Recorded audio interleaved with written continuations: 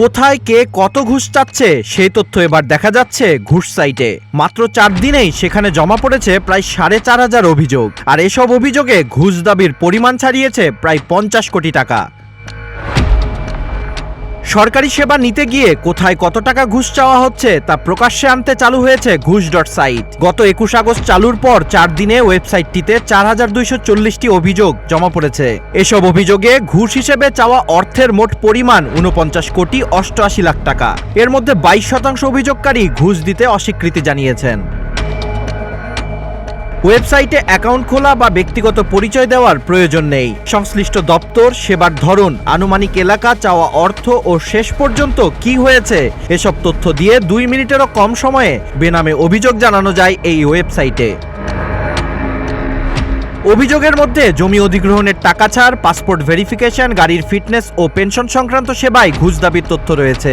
চাঁদপুরে জমির টাকা তুলতে ঘুষ দেওয়ার অভিযোগ করেছেন একজন। ধামরাইয়ে পাসপোর্ট ভেরিফিকেশনে 1,500 টাকা, মৌলভীবাজারে গাড়ির ফিটনেসে অতিরিক্ত 1,500 টাকা এবং ঢাকায় পেনশন ফাইল অনলাইনে আপডেট করতে 2,000 টাকা দেওয়ার অভিযোগও রয়েছে। আবার কোনো কোনো অভিযোগে অতিরিক্ত 20,000 টাকা পর্যন্ত ঘুষ চাওয়ার দাবিও করা হয়েছে।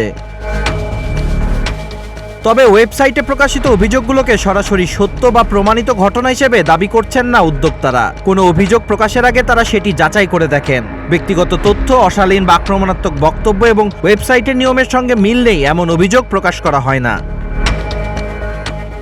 সবচেয়ে বেশি অভিযোগ এসেছে ঢাকা থেকে 1874টি, এরপর চট্টগ্রামে 975টি, খুলনায় 314টি, রাজশাহীতে 289টি, রংপুরে 273টি, ময়মনসিংহে 177টি, সিলেটে 172টি এবং বরিশালে 166টি অভিযোগ জমা পড়েছে।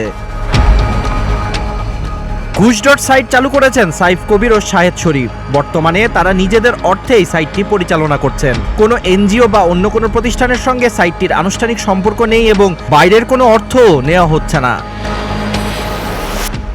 Abid Hasan, green TV digital.